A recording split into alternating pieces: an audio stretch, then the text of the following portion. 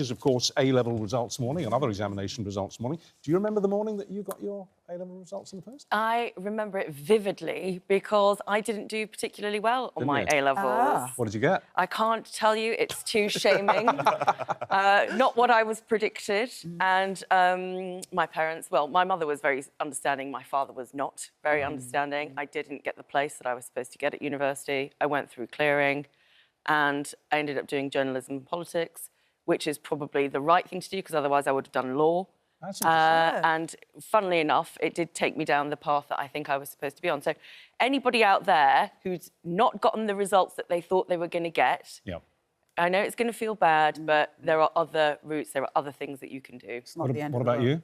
I do remember the morning quite well, not as vividly as you do. So I was similarly, I could have been more happier with the results, but it worked out well for me in the long term or so. I was offered a place at one particular university that I really wanted to go to, but all my other friends were going to another university, and I was eager to go with them too. And I think it just worked out for me in the way it was meant to work. So you went to uni. Sean, did you go to uni?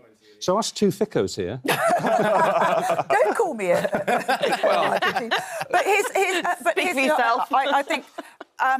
Do you not think it's important as well to... I mean, we didn't go to university, but there's a difference within generations. In our day, it was seen as very elite to go to university. That's a very good point, If you came from a working-class family, you had to get out there and earn a crust. I think it's very different, starting with, I don't know, maybe the Blair government, where there was this huge push for everyone to go to university. Do you think it's disadvantaged a lot of young people who aren't academic? So this is a really interesting... I did universities policy in government for a brief period when it was in the business department, and it's fascinating because, yes, the whole Blair government drive, which I benefited from, I went to university under that drive, was about social mobility and education being the route to social mobility. I think now you have a situation where universities are very dependent, there's no cap on students, they have to take in a lot of foreign students because UK students' fees are capped by comparison, and it's become a brilliant export, but a bit business-like. And so actually thinking about the premise of education and what that's supposed to do, I think is an interesting question to ask at this point. Is it about academic elite? Is it about research? What is this? What are we actually trying to achieve from our university sector? Is it social mobility? That's not necessarily a bad thing, but are there other things that you could do? Apprenticeships, for example, which I know you'll talk about. That's what I did. I did a 3-year indentureship in local papers. I've got a basically journalistic qualification after 3 years. It's a sort of double-edged sword this morning for so many kids who are waiting for the envelope to drop through or the email or however they get the results. Because, yes, standards have been lifted again to pre-pandemic levels, but on the other hand, universities say that they're not receiving as many applications from abroad as they have been for all sorts of reasons, visa changes and all the rest of it. So they're prepared, actually, to kind of drop their entry standards from what they said they might be. So the kids, actually, who don't get the results they were hoping for might still end up going to the uni of their choice. Yeah, I mean, I think it's a good thing for people individually, but, you know, you also have to think about how is university going to expand people's horizons? Are people really going to benefit from it? University, I don't think, is for everyone. I had a great time, but I don't think I, really focused on my degree. It was about sort of learning. I was, very social, enjoyed my memories and everything else. It gave me a good foundation in terms of research, but it was also about creating that building block for my career that had some basis in my degree, but actually it was the job, being on the job in my 20s. And it's a stepping stone into adultture, isn't it? And socialising. Do you think so? Don't you? I do, yeah. No, I just wanted to ask, how many kids are actually going to do a degree that has any bearing with what they actually end up with their employment? I mean, Nels, did you do a degree that led directly into your employment? What degree did you do? It's very rare that you actually do a degree that leads directly into your employment. What did you do? So I did business economics. Right. But it's very, very rare. It's actually degrees, perhaps to a degree medicine or so, perhaps maybe arguably law. Most degrees or so are almost proof of the fact that you can take on information, deal with complex tasks, have a broad understanding of a particular area, then you specialise as you go into your career or so. So the job you go into, you'll get on-the-job training for that too. But I think the university serves a lot broader a purpose than just actually grades and degrees and everything else. There's also something we call social capital, as in the type of people you meet there or so, or the type of people you get to interact with, and then it's broadening your horizon, it's putting you almost in the micro-society, which is a reflection of the bigger society, particularly if you want to even go to politics or so. Student politics, it's a great training ground for that. So I think all those different elements or so really prepares you for the big, bad world that's out there. My biggest fear about, and I understand university used to be seen as an elitist thing, and what's elite is often a sign of aspiration. People do gravitate towards it, and that's what's happened in our society. And it has helped expand the middle classes in Britain. It has expanded us and improved our society in many different ways. But I also feel at the exact same time, my fear about the apprenticeships in 2024 is that that's where we're pushing working class kids into today. As opposed to actually, whereas children, the middle-class kids and people like middle-class parents, such as all of us around this table, so it's almost a given that our kids are going to go to university. So when I see Rishi Sunak or Nigel Farage saying, oh, university's not for all of you, go out there and go make some real dough for yourself, that's all good. But what are your children doing?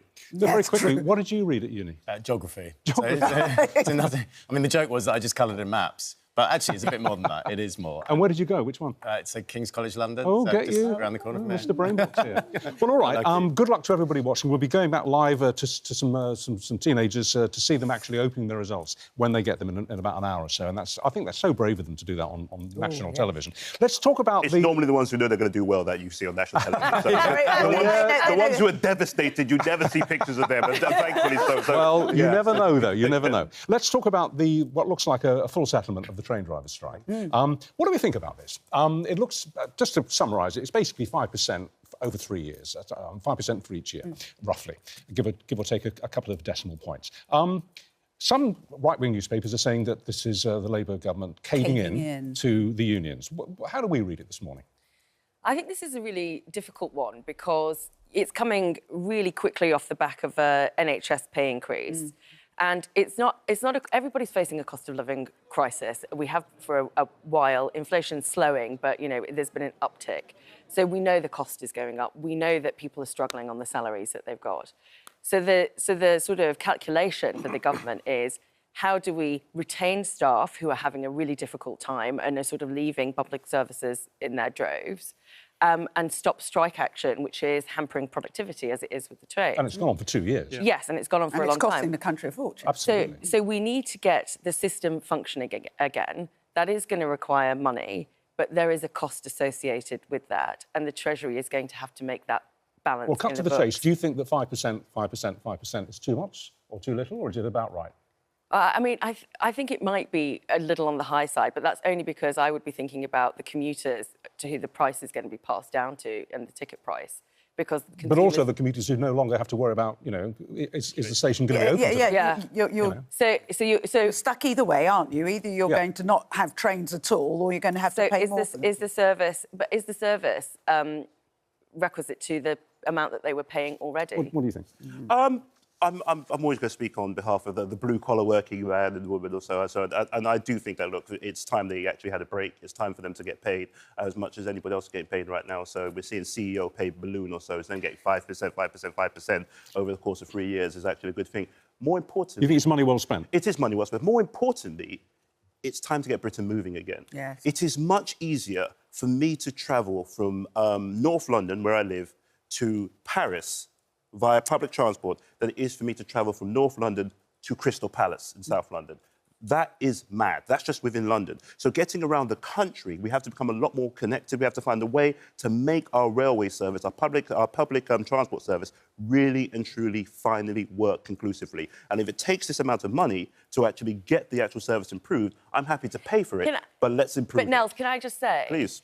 That in order to do what you're suggesting is massive infrastructure spend at borrowing rates which are pretty prohibitive at the moment. So we are going to rely on external capital to come into the country in order to fund these big projects.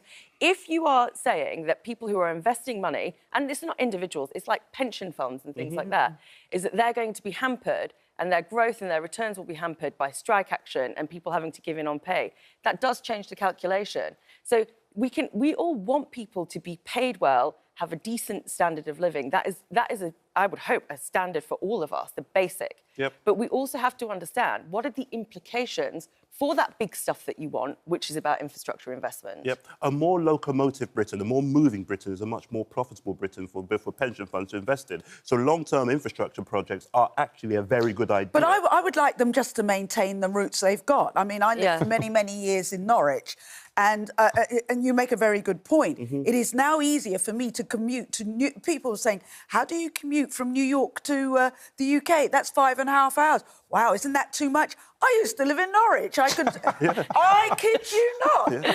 How long did it take you to get from Norwich to London? Sometimes 5 hours, Yeah, and that was the train being cancelled and having to line up for a cash machine because you had to pay in cash because the cab drivers were so fed up of Norwich passengers having to get off somewhere and use cabs. Don't even get me started on that. I'm sure you've lifted your game since then. All right, let's move on to health. The World Health Organization... Yes, the World Health Organization has declared a global health emergency following an outbreak of Mpox in Africa. Dr. Amir joins us now.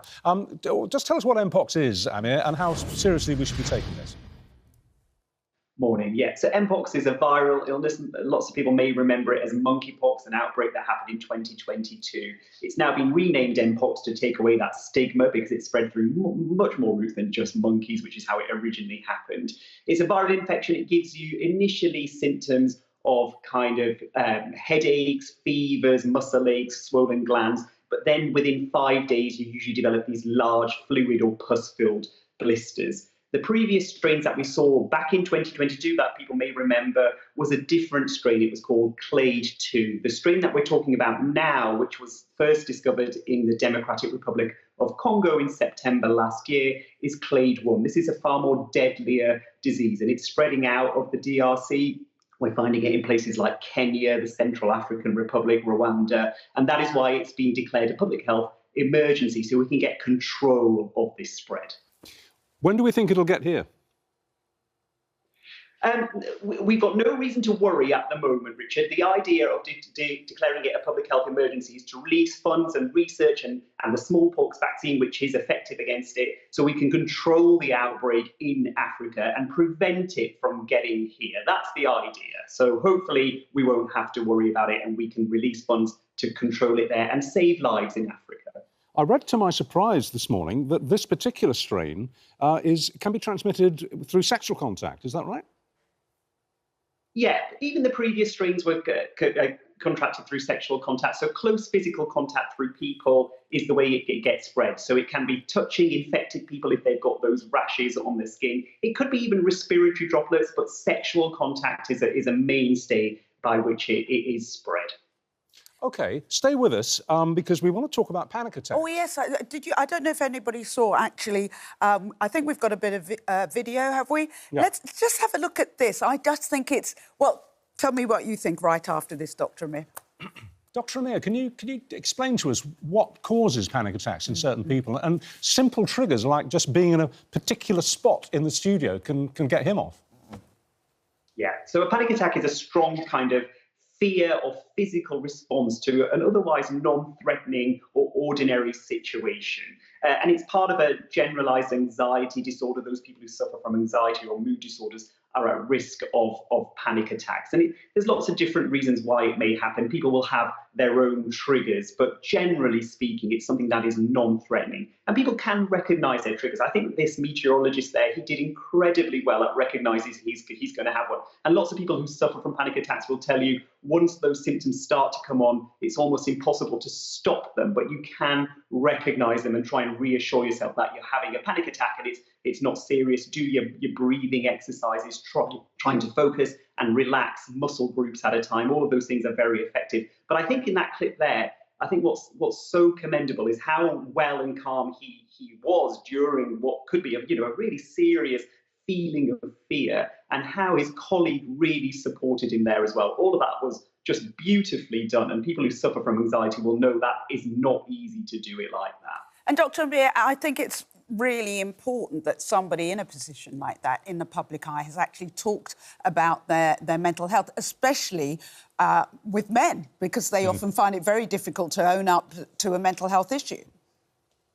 Yeah, I think that's spot on, Tricia. You know, people in the public eye are often thought of as perfect, or, you know, they don't have any illnesses or disorders, but lots of us do. And being vulnerable like that, it shows that how common this thing is and how many people suffer from it, and that people are not alone when they go through those symptoms. But you're absolutely right. Men are notoriously bad at opening up about emotions and mental health. And just how open he was there when he was explaining how he was feeling and his triggers, it's just perfect. Honestly, you know, obviously I don't want him to have a panic attack, but the way he did it and the way he handled it and how open he was about it will do a lot to get other men to open up. Well, it's gone global, that clip. It's been shown all around the world because it just sends out so many positive messages from what could have been a much more negative event. Absolutely. Thanks very much indeed, Doctor. Thank Good you, to talk to you. I want to talk. The next article we've got, we're talking about carers.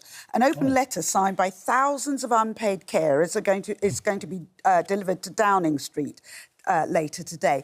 Carers, and I'm pretty hot on this one, they're an unseen force, aren't they? They save governments, well, billions, I think you can say. I don't think they're given enough, enough acknowledgement. They're certainly not given enough money.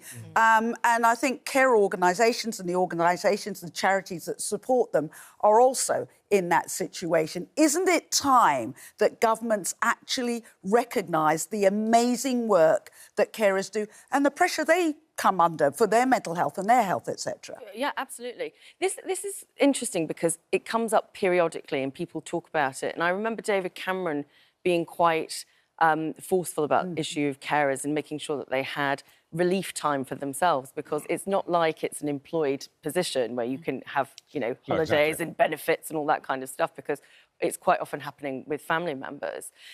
The thing that I think needs to really happen is for it to have an economic impact that is measured properly by the Treasury. How do you do that? In the way that you calculate GDP, in the way that you calculate productivity, I think that we have that data in the NHS about people who are registered as carers, people who are coming in with their carers, patients who are coming in with carers.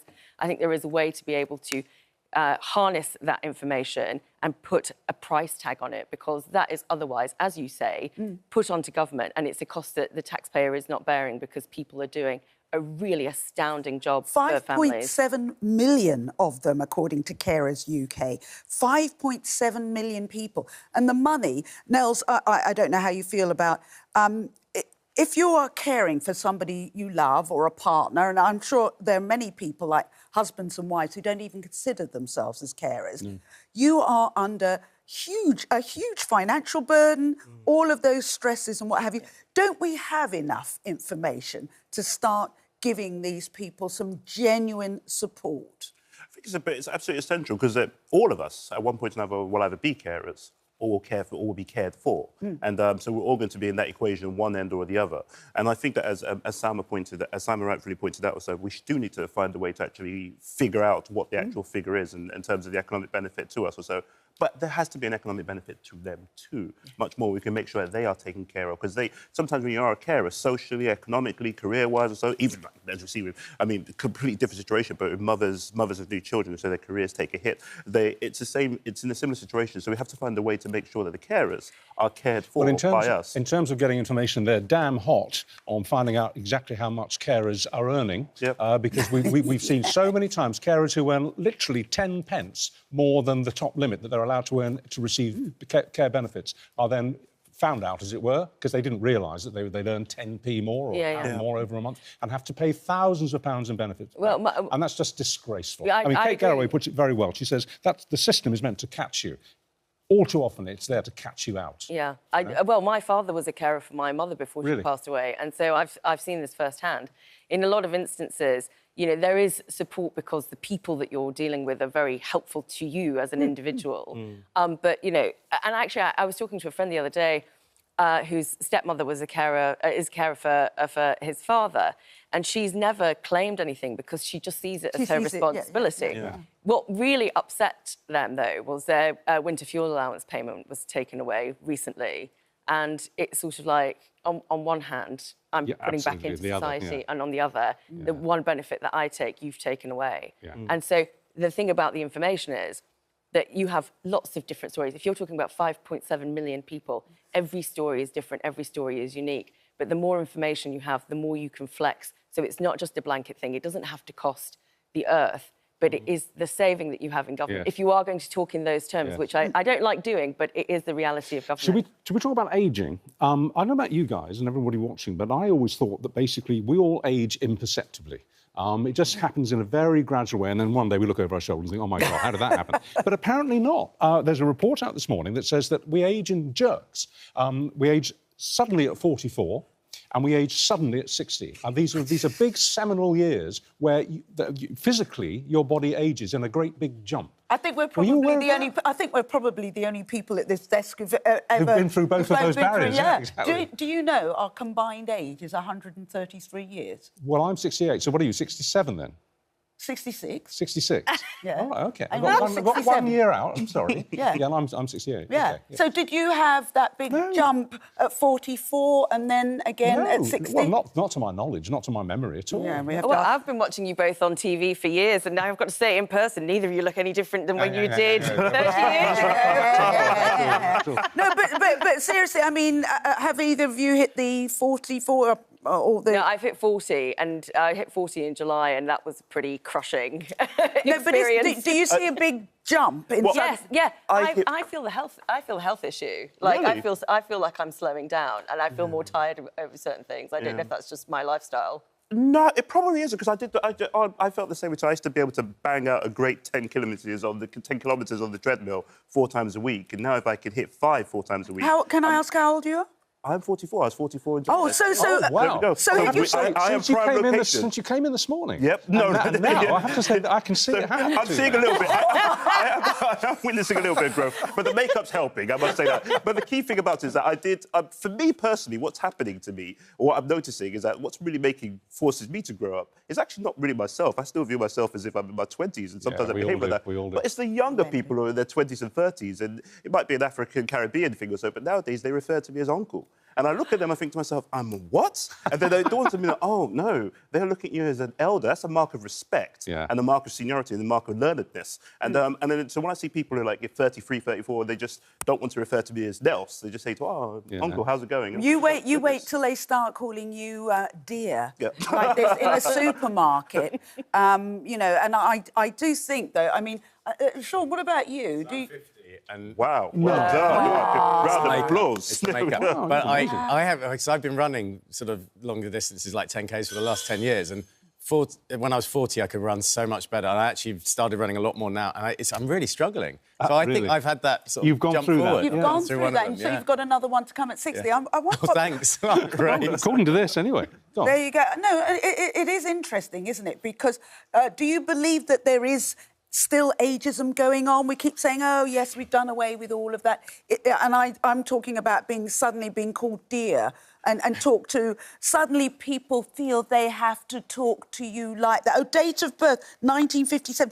Oh, come this way, dear. Come on, ageism is alive and well. But something has happened to us in society, too, that we don't look or feel as old as we used to. So you're in your mid-60s right now, both of you. I know that my grandfather looked much older. Much older than you. Than a 65-year-old would now. Than you would now. And I think that we have become... We look a lot younger, so there might be some things going on under the bonnet, but we're seeing it a lot more that in terms of like Sean's 40, Sean's 50 or so, who looks like a 35-year-old, say, 30 years ago.